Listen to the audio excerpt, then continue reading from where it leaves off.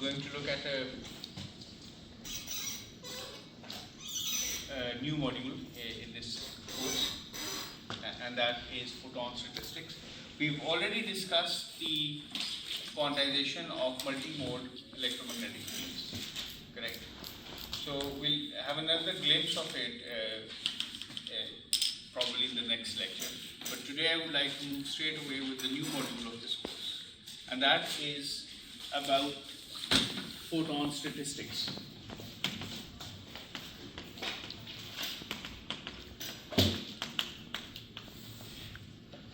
Alright, so based upon the statistics that you see for photons, and I'll explain what do we mean by photon statistics, you can classify light into its different kinds. There is a quantum light, so-called quantum light, and a so-called classical light. So how do we differentiate and discern between these different kinds of electromagnetic radiation based upon photon statistics? And what does photon statistics really mean? So if I have some source of light and I take the section of the beam of that light, if I really believe that photons exist, and they are these tiny particles, we know that photons are really excitations of the electromagnetic field. But when they impinge upon a detector, they give out energy.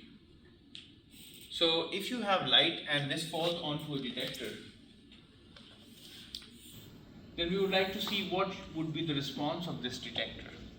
But for a minute, assume that we have a beam of light and we break up this beam into small sections. So this is a snapshot of the light at one point in time. So it's a spatial profile taken at a frozen point in time. So in each of these small sections, and we make these sections so small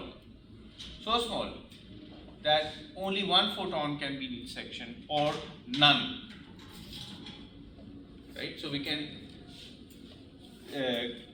classify or demarcate or digitate this beam into really small sections so that either there's one photon or there is no photon in each section.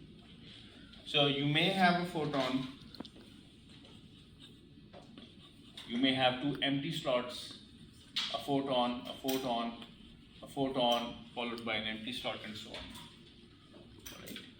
So now when these photons, which are carrying electromagnetic radiation, they fall onto a detector, and if this detector is fast enough that it can tell between the different photons, then if I look at the time course of what we see on this detector, there will be peaks, each peak corresponding to a photon. Okay. So the photons have a certain distribution inside the beam. Alright, so there could be certain, it's like a random number. So if I put a random number 1 for a section that has a photon and 0 for a section that doesn't, I get a string of random numbers. So this string of random numbers may have a certain probability distribution.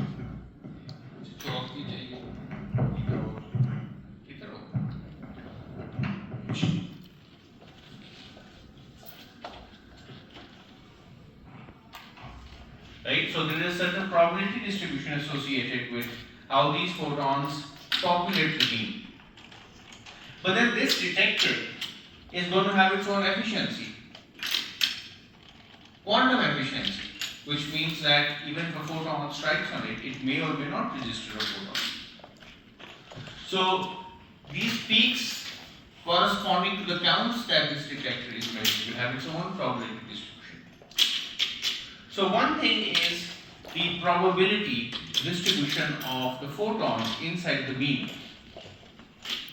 And what is the probability distribution of the photon counts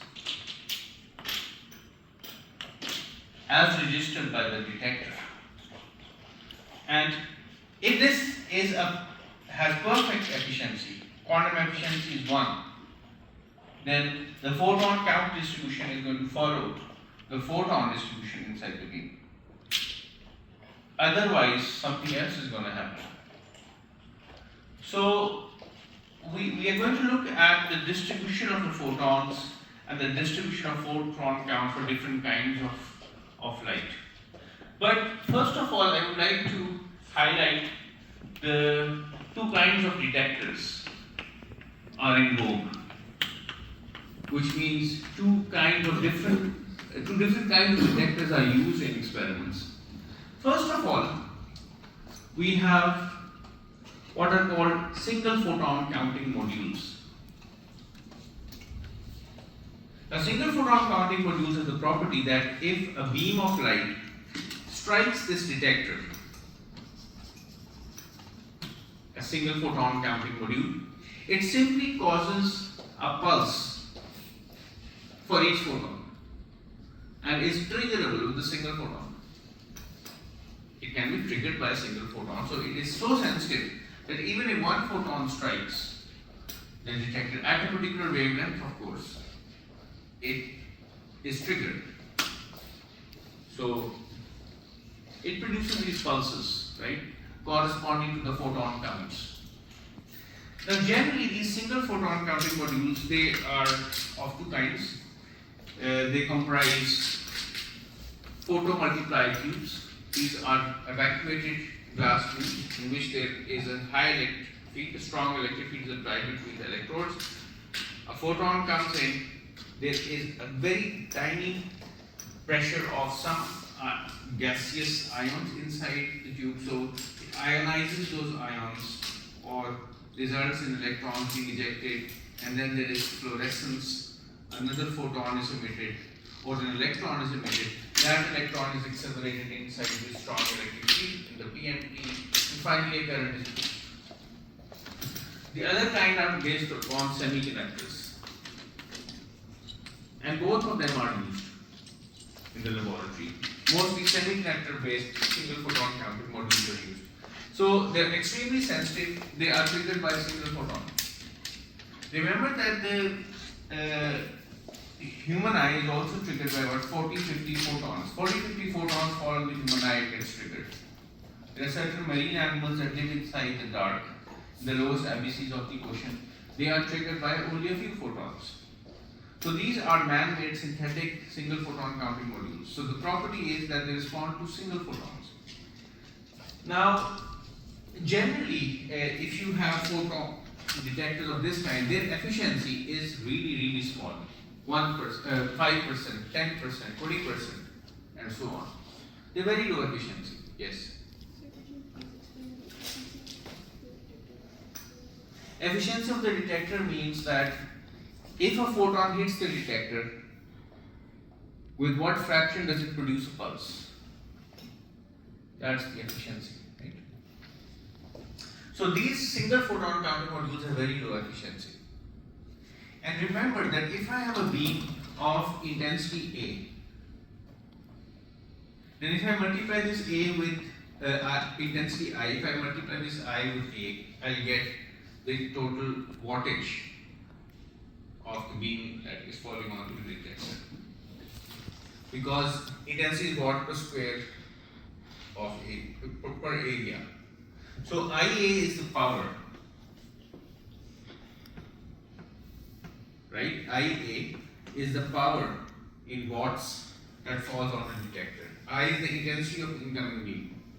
So if I want to count the number of photons that falls onto the beam, I just take this P and divide by the energy of each photon, right? This will give me the flux of photons that are inside the beam per unit time. Okay? So this is the power of the incoming beam, I is the intensity, A is the area, and phi is the flux of photons per second, right? So the units are per second for the flux. Okay? Now if I were to find out the rate at which counts are produced, ideally every photon incident on the detector must produce a count. But the quantum efficiency is associated with the detector. So the rate at which counts are produced, the rate of photon counts, let's denote it by R. Ideally, this must equal phi, but it doesn't. It's prepended with a certain efficiency factor. Okay, so this is the rate at which a detector normally gives you output pulses, and I'll show you some pulses from real detectors in our laboratory, right? Now the point is that if you look carefully at each pulse, if I just draw each pulse, a pulse is like it's not square, but it's a hump of current, hump of charge that is detected as a current that is being measured. You can see this on an oscilloscope. You can put this on a detector and measure voltages, for example. So this has a certain width, say a few nanoseconds. But another property is that these single photon counting modules, once they register a photon detection, they become dead for a certain period of time, for a few nanoseconds. This is called latency. So they become latent for a few nanoseconds before they are able to register another photon. So if in this latency period, so there is a certain latency period, if in this latency period another photon strikes the detector, it won't be able to detect it. Okay? So if a pulse is received after the dead time, let's call this the dead time, then it will be registered. So there is a certain latency period associated to these detectors. Okay, this is called the dead time, which means that nothing happens in this period. Okay, so the maximum rate at which this detector can operate is going to be given by the inverse of tau dead, right? So the maximum rate at which can this operate is 1 over tau dead. Anything faster than this, which means since this is the maximum tau dead, it's a minimum tau dead. Since nothing is gonna, two consecutive pulses within tau dead are not going to give you two pulses, but just one pulse. Therefore, R max is limited on the upper side. If this is small, then you can get more counts per second. Got it? If this is large, dead time is large, then the maximum number of counts that you can receive per second is very small. So R max is 1 over tau dead. So this puts an upper limit on these detectors. And this upper limit R is eta phi max.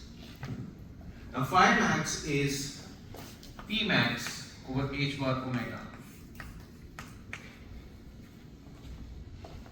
So these detectors, so if I would like to find out P max is R max h bar omega over eta.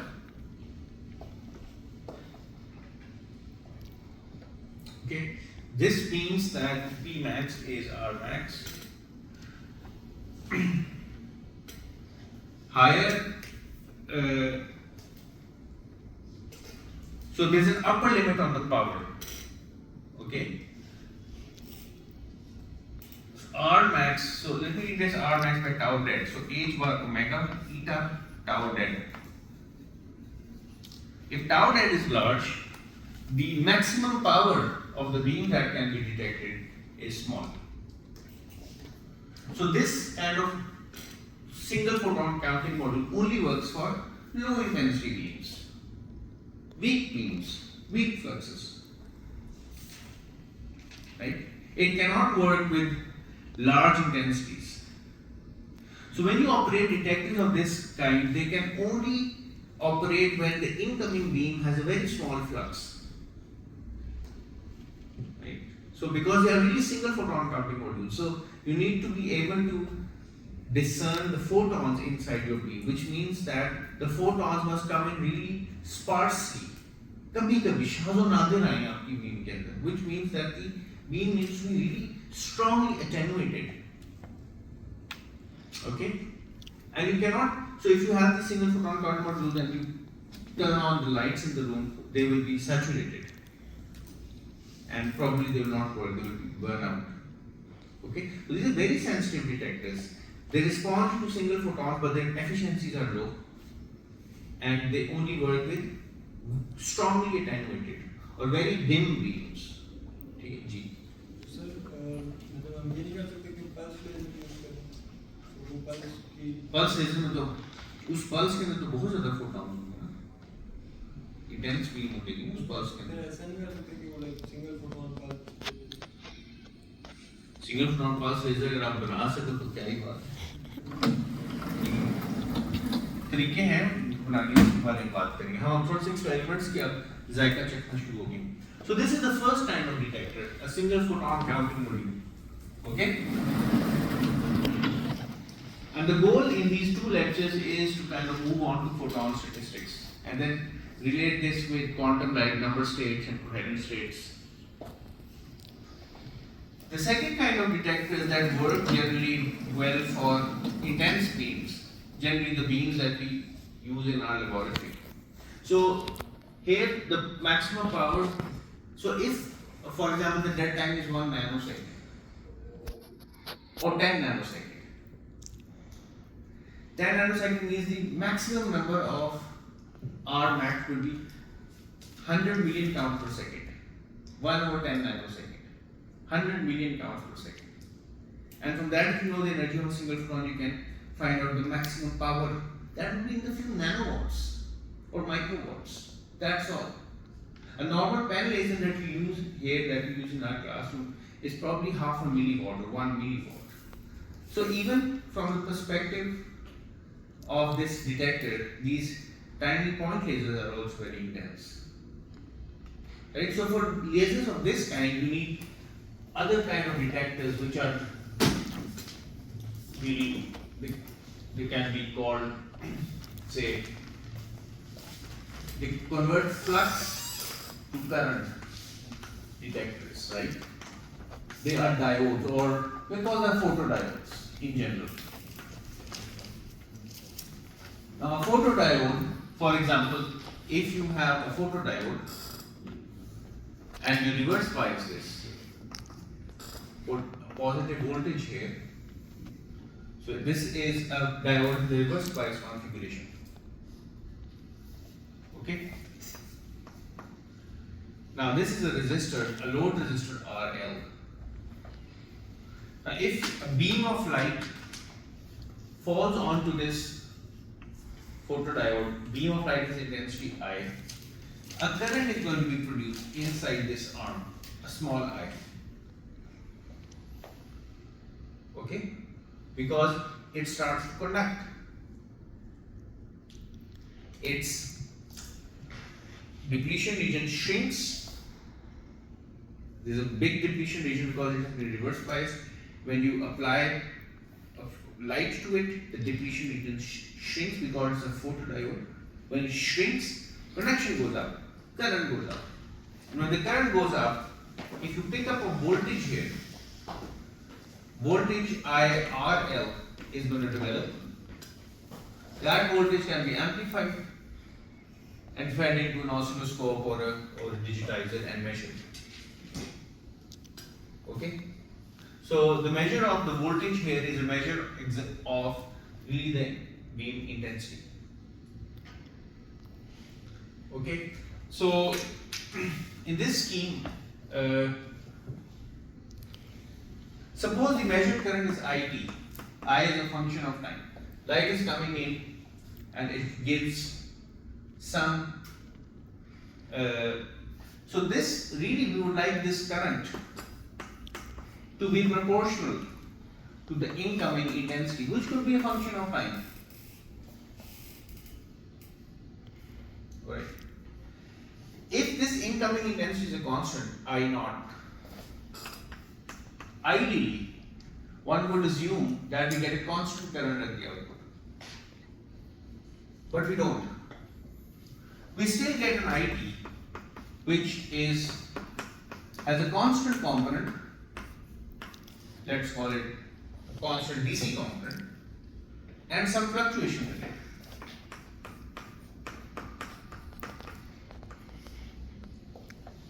Alright? So if I want to make a plot of this current versus time, and here I have the current, this current will have some DC value.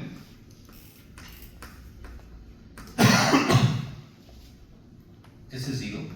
And on top of this DC value, there will be some fluctuations.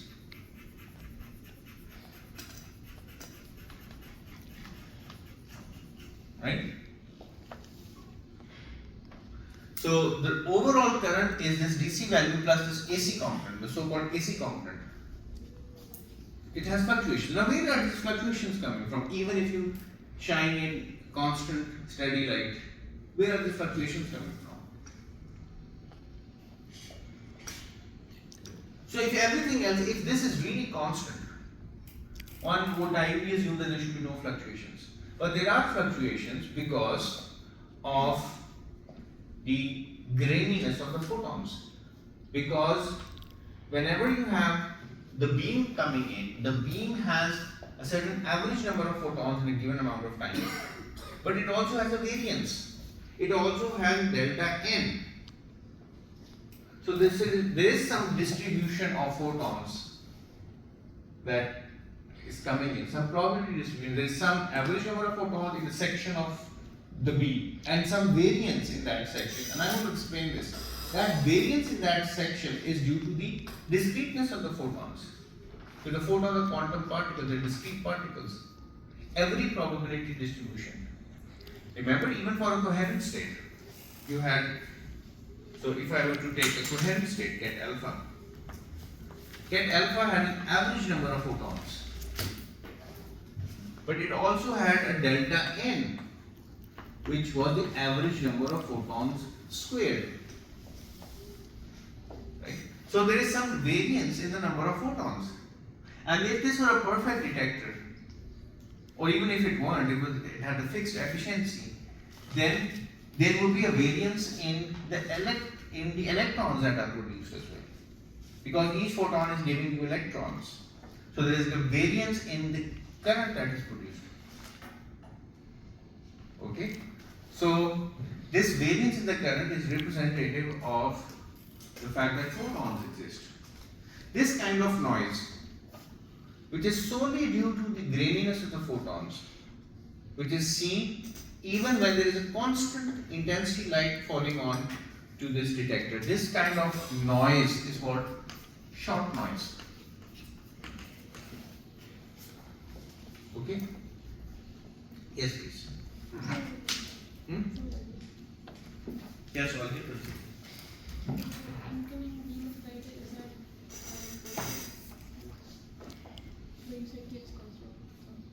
देखिए, अच्छा, if the incoming intensity is variable, then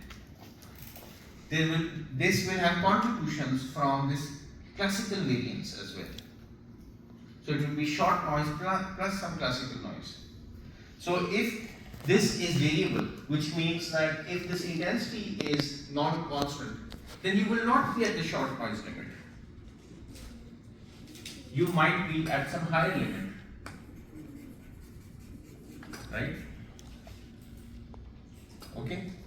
So this difference, this gap, short noise is also called the quantum limit. Because why is it called the quantum limit? Because it is truly representative of the variance in the number of photons. And the variance in the number of photons can be there only when photons exist. And it's there even for classical coherent light, which means pure light, no change in amplitude. So this short noise is also called the standard quantum limit. And if the noise is above the short noise limit, this difference is called classical noise. Yes, or sir? Sir अगर हमारी incoming intensity भी time dependent है, फिर हमारे पास ये horizontal ही आएगी? नहीं, जरूरी नहीं है. फिर अगर if the amplitude is also modulated, this might also change. Alright, so far so good.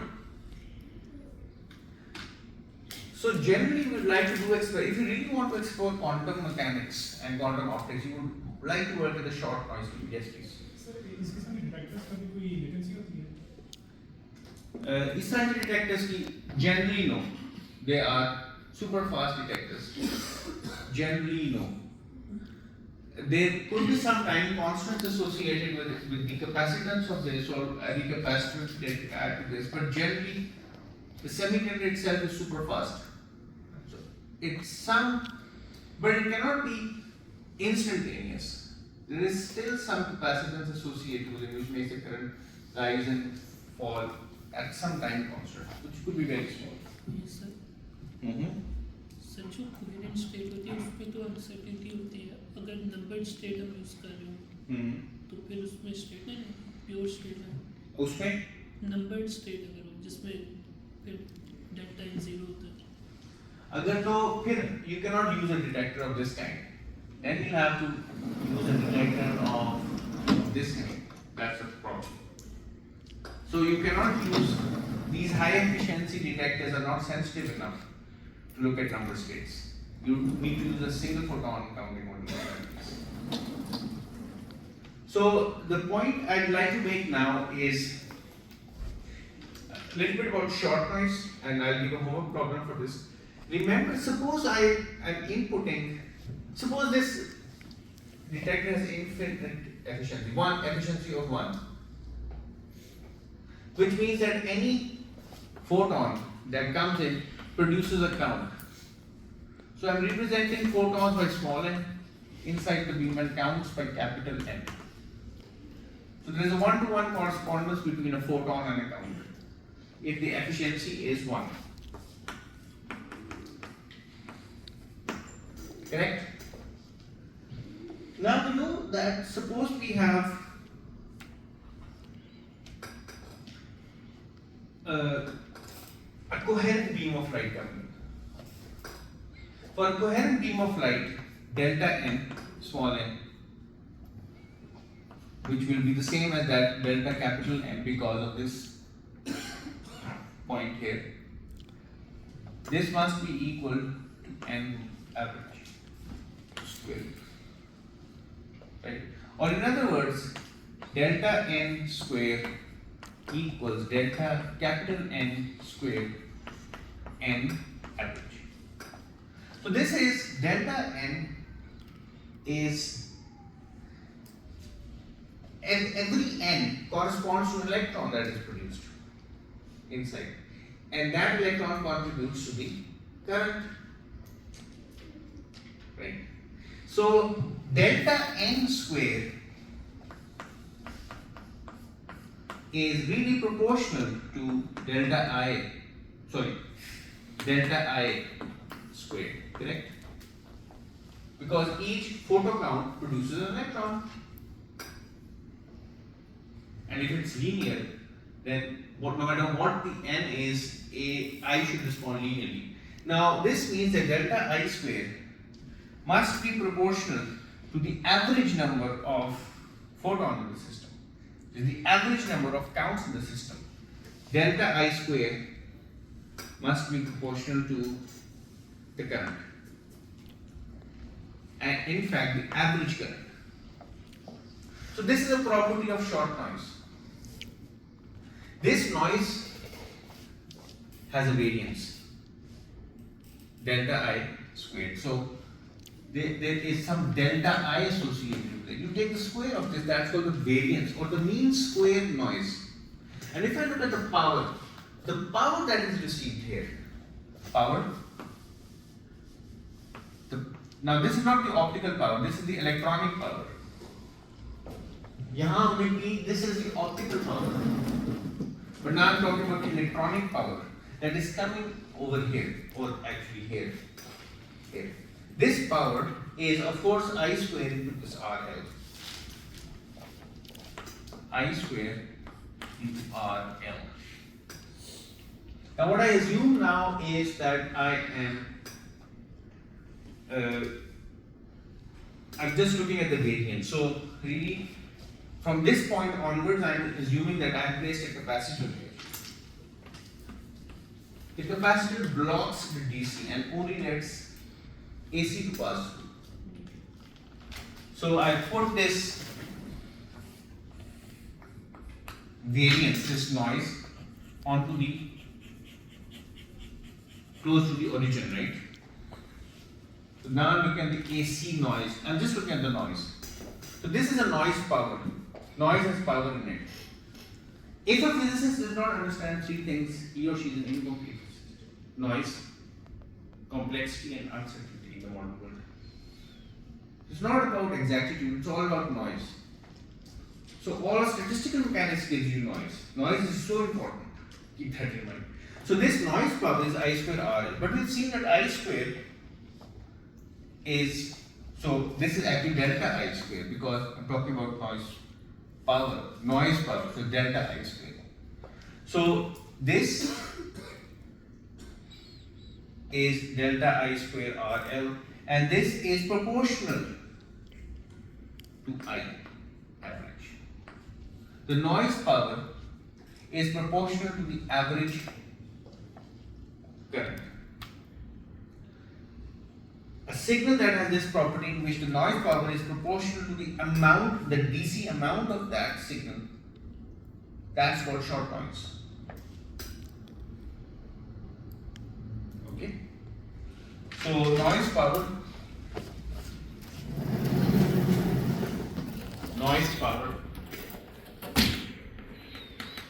is proportional to that is proportional to the average value of the current with some constants. So I'll give a more problem that this constant for this particular case is 2 times the charge on an electron times the average value of the current into the measurement bandwidth delta F. The measurement bandwidth means so this noise has some frequency content in it. If it's white noise, do you know what white noise is? White noise has all the possible frequency components. So when you measure something, you need to limit the frequencies. So you put a filter here, which only lets certain frequencies pass through. And the bandwidth of this filter, delta F, determines how much noise goes into the detector. So the total noise power that is seen at the detector, finally at the detector, is proportional to the amount of current, average amount of current, and the measurement bandwidth. Okay? So that's why noise is generally measured in watts. Oh, this is square root. Is watts per square root of hertz.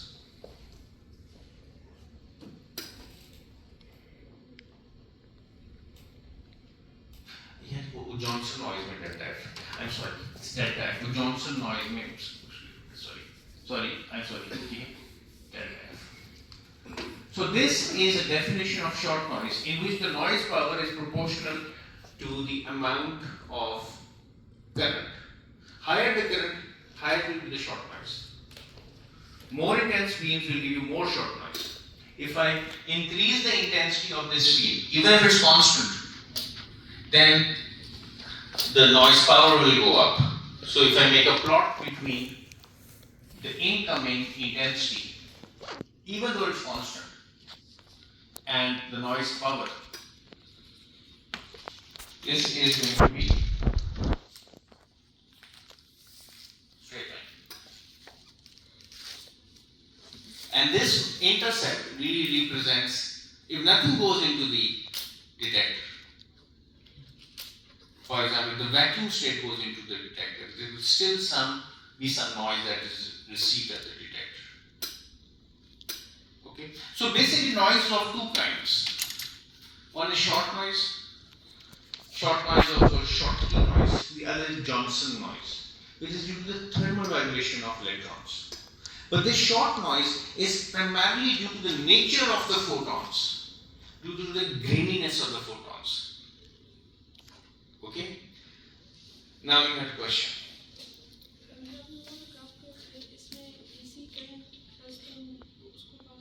उसको पास नहीं, उसको block कर दिया, इसका capacitor this.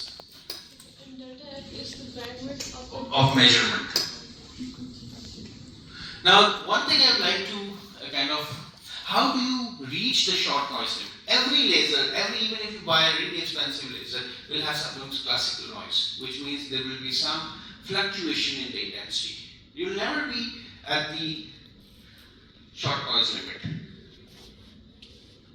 In order to get the short noise limit, you need to have a really constant beam falling onto the system. Correct? Really nice constant beam, I know it. Now, that may not be possible. So, if I have a laser, and this is my detector. Now, could be any kind of detector, type 1 or type 2, the signal photon detector or the photodiode, anything. Because this argument applies to both kinds of detectors. So let's assume that this is a photodiode. Okay. Now this is a photodiode measuring the intensity. Now if there's some fluctuation, or there are optical components in between, and those optical components are drifting due to temperature, there will be some change in the intensity. You will not be at the short noise limit. There will be some short noise plus some classical noise. Okay? So what you would like to do in this case is there are two methods of getting at the short noise limit, getting at the standard quantum limit. You want to have your experiments operate at the short noise limit. So you're really looking at quantum effects. You're really looking at the graininess of the incoming beam. Everything works provided you have high efficiency detectors, by the way. So one of the reasons why quantum optics did not develop experimentally for many years is the paucity of high efficiency detectors. But this is now mitigated. Anyway, so what you would like to do is you would put a beam splitter here.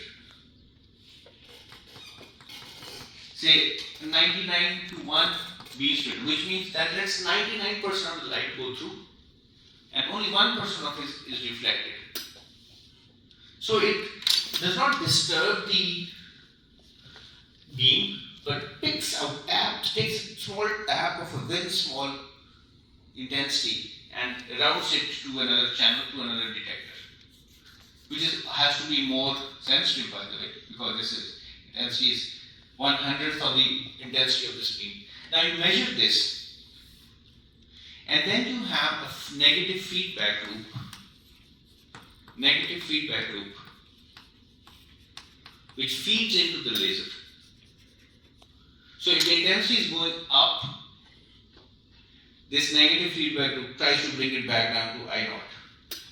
So this is a controller which does negative feedback and moves the laser intensity back and clutches it or clamps it at I0. In this case, the intensity that you will observe here will be at the short noise limit, ideally. Yes, please. The short noise amplitude या power will also be proportional to the intensity, incoming intensity. So that means कि जो short noise है वो fix तो नहीं होगी, मतलब intensity कम करेंगे तो वो कम होती जाएगी. हाँ ठीक है, बिल्कुल सही है, लेकिन होगा क्या कि if the intensity varies, then this curve is going to go up and down. So the short noise is going to rise above this or below this, right? So this is what is going to happen. So what you are really getting is you're taking this curve and you're not removing the short noise. You're just bringing this down and bringing this up, right? That's what you're doing.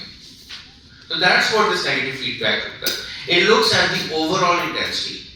So you might have a low pass filter here. Low pass filter here just looks at the DC component, right? And that DC component is what you're interested in, is what you want to counteract, because you want to counteract the classical part of the noise. You don't want to counteract the quantum part of the noise. You can't get rid of the short noise limit. The short noise limit is the minimum fluctuation that will always be there in the system. Of course, you can reduce this by changing the characteristics of your beam here.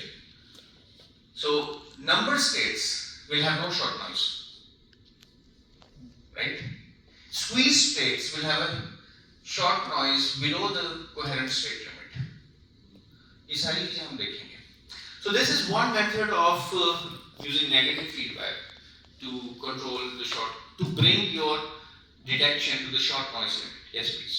Sir मुझे negative feedback वाला समझ आया कि जो मतलब 0.1% आपकी intensity है उसको हाँ उससे हम सिर्फ मॉनिटर कर रहे हैं कि इंटेंसिटी बढ़ रही है कि कम हो रही है. यानी इंटेंसिटी बढ़ रही है ऊपर तो नहीं चला गया कर्व, उसको नीचे लाएंगे. और वो नीचे किस तरह लाएंगे? नीचे इस तरह लाएंगे कि अगर ये लेजर डायोड है, लेजर डायोड को जितनी करंट दे उतनी आउटपुट पावर देता है. इसको कम इंजेक्शन करंट देंगे कम आउटपुट पावर देगा. ठीक है. This is a negative feedback loop. The other technique that is commonly employed is you have your laser.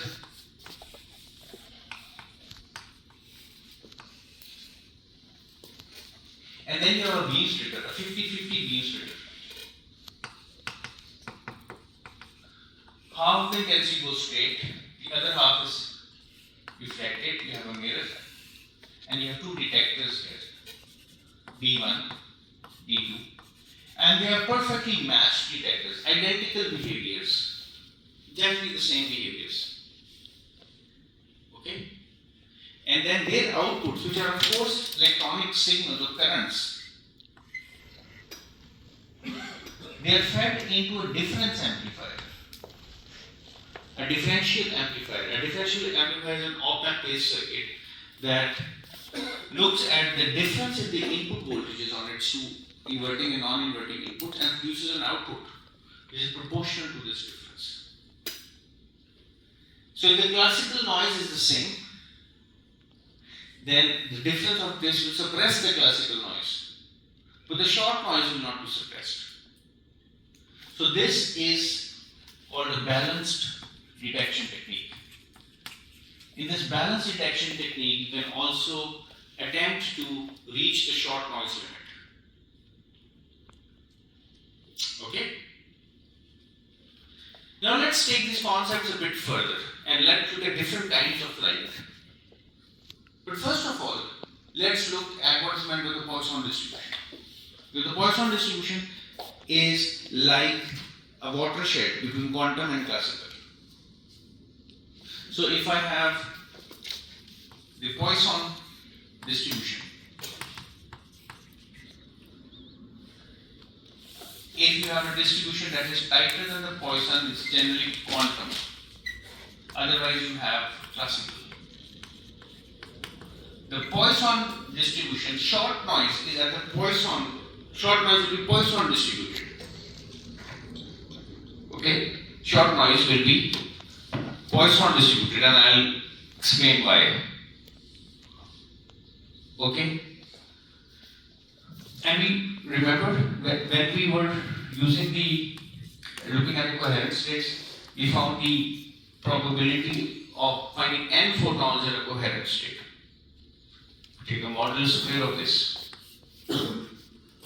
We already saw that this was the n bar raised to power n, t raised to power minus n bar, n factorial. This was the Poisson distribution. We already seen that, by the way. And now we saw that the coherent light gives you the Poisson distribution in the photons inside the beam. Okay, that's what we do know already. Now let's talk a little bit about the Poisson distribution. In fact, let's derive this formula from first principles, because that's going to help us in our understanding.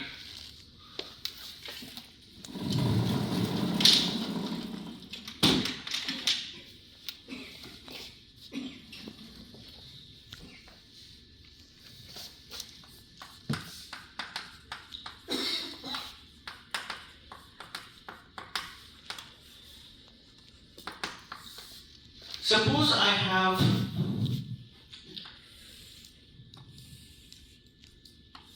a beam of light in space. Now a photon comes out and it travels this distance in a certain amount of time. Okay. Now suppose this time is t. And I break this section into smaller and smaller intervals. each interval is delta t. And delta t is so small that there could only be one or none, one or no photon inside this interval. And I assume that the probability of locating one electron inside this small time interval, I assume that this is some number, lambda, and of course it will depend upon how big is this interval. So this, let's say, is lambda t. Lambda is some number. Okay, of course then p 0 delta t is 1 minus lambda t. Let's denote this as p 1 photon in time delta t. Let's denote this as p naught in time delta t. Okay. Now what we are interested in, suppose we have a length of time, this is delta t. So all of this is now t plus delta t. Okay. Now we suppose that we would like to find out the probability of finding n of the existence. We're not talking about detection at the moment, we're just talking about the beam, the properties of the beam. So we want to see the probability of having small n photons in t plus delta t. So we're really interested in finding out p n t plus delta t. Right, that's what we're interested in finding. नहीं Fermi track कोई ताल्लुक ही ना तो यहाँ fermions है ना तो यहाँ नहीं अभी तो ये बीम की प्रॉपर्टीज है, ऑप्टिकल बीम की प्रॉपर्टीज है, ठीक है। हम बोथ आइंस्टाइन की बात करेंगे जब हम थर्मल फील्ड्स की बात करेंगे, भी थोड़ा सा उसके लिए मुझे सब्र चाहिए। तो this probability of finding n photons in this width could be out of two ways. It could be all of the n photons are present in t and none in this delta t, or no photon in t and just or n minus 1 photons here and 1 here. So this could be p n t p naught delta t.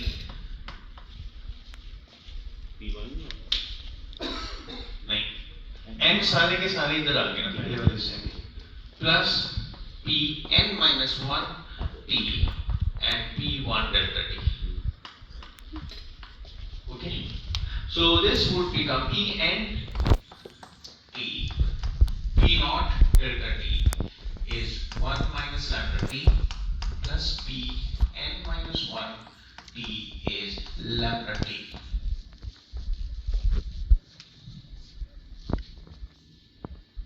Alright, so I do a little bit of readjustment. Minus p n t equals minus lambda t p n t plus p n minus 1 t lambda t. Alright, so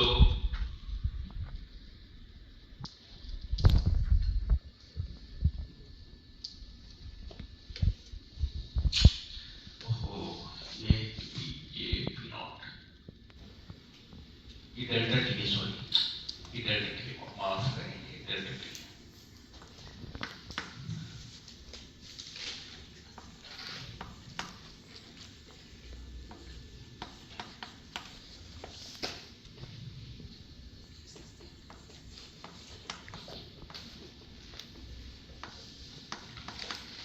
alright, got it? So I divide both sides by delta t. I take delta t to the left hand side. So which means on the left hand side I get d by dt of p n t equals minus lambda p n t plus Pn minus 1 T lambda. So this is a differential equation, a recursive differential equation. Now if my n equals 0, this term must be equal to 0 because and this cannot be negative, n minus 1 cannot be negative. So for n equals 0, I do know that I have d by dt p naught t equals minus lambda p naught t, which has a solution p naught t sum c e minus lambda t. And I know that at time t equals 0, this p naught at time t must be 0. So,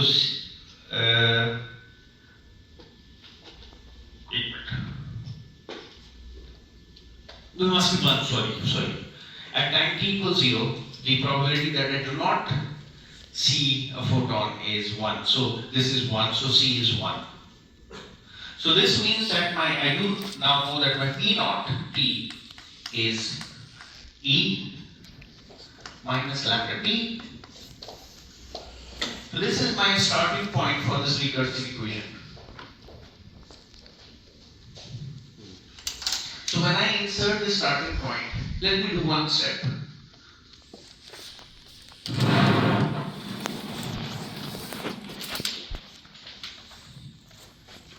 N equals 1, for n equals 1, d by dt p1t equals plus, I take this to the left hand side, plus lambda p1t equals p naught, which is e minus lambda t lambda, correct?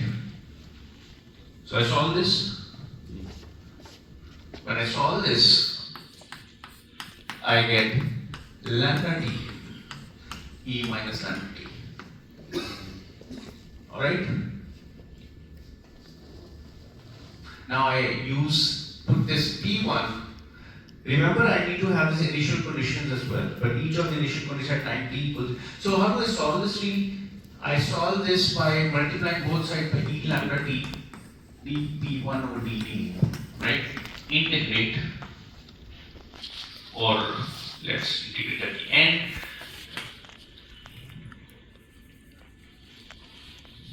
Sir ये अपने integrating factor multiply हाँ.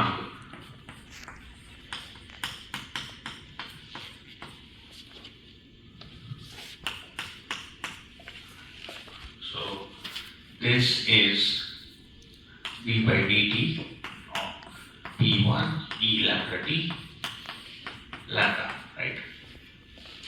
So now I integrate with respect to t, e lambda t dt. I integrate this from 0 to t, I get lambda t plus this factor at time t equals 0, which is p1 at time t equals 0, which is 0. Right? So my p1 turns out to be this. If I integrate once more, put this into the recursive equation, I'll get my p2t is lambda t square over 2 e minus lambda t. And eventually I'll get the Poisson distribution, which is for n photons, the probability of finding n photons at time t is lambda t raised to power n e raised to power minus lambda t over n factorial.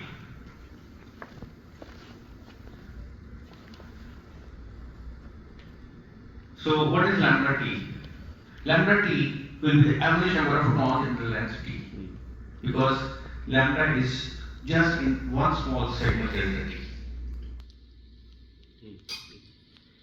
So lambda t will give us the total number of, the average number of photons in the length t. which we can denote as n bar. So this is n bar for n.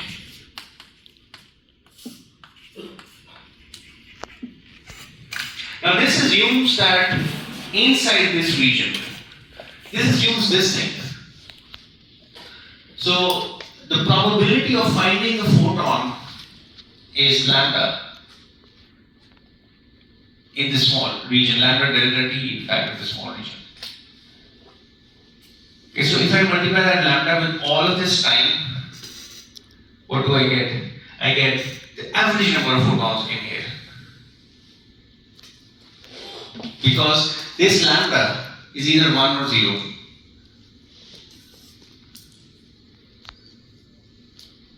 Alright? So this will give the, I'm just counting the number of sections in which a photon exists. So the Poisson distribution, either an event happens or it doesn't happen. The intervals are so small that an event either happens or it doesn't happen. It's a sparse Gaussian distribution. It's a probability distribution for rare events. That's what a Poisson distribution is. So in this region, the average number of photons is lambda, that's per unit time, into the total time. So if I have a constant flux of photons, a constant intensity, I naught, really constant, then the average number of photons in this region, what will be that equal to? That's going to be equal to phi into t. So the average number of photons for the constant I naught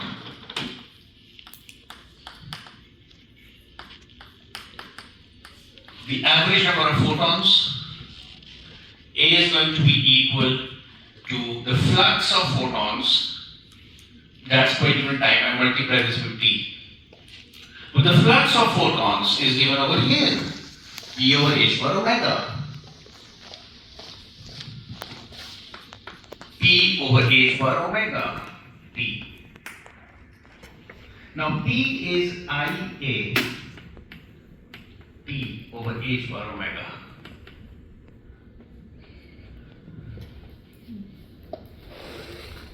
Which is my lambda t, where lambda is all of this. Right? So if I is constant, then I can define an n bar. So this is also the distribution for light with constant amplitude, no variation, and we're talking about just one mode, just one frequency omega by the way as well. In all of this discussion, we have not incorporated multi-mode, just one mode, monochromatic laser, perfect laser, spectrally pure, just one frequency, which is very hard and very expensive to buy. They produce a Poisson distribution of, there's a Poisson distribution in the number of photons. So if I look at my beam, this is my beam, hypothetically, I can't ever do that. But for purposes of pedagogy, I have broken down my beam into small sections. There is a photon in some sections and none in the other. So the distribution of these photons is irregular. But if you look at this section of the beam and count the number of photons,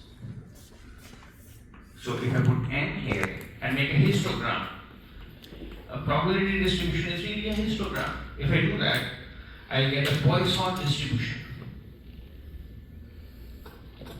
in which this average is n bar and the standard deviation, this much, is n bar square root.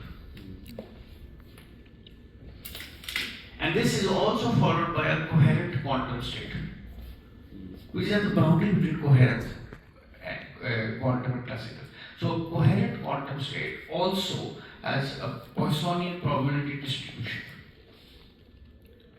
So coherent states, we already see what coherent states look like, these nice oscillations with some amplitude noise riding on top of them. So if I have T and I plot the amplitude X, there is some noise associated with this. That noise is the delta n that we're talking about.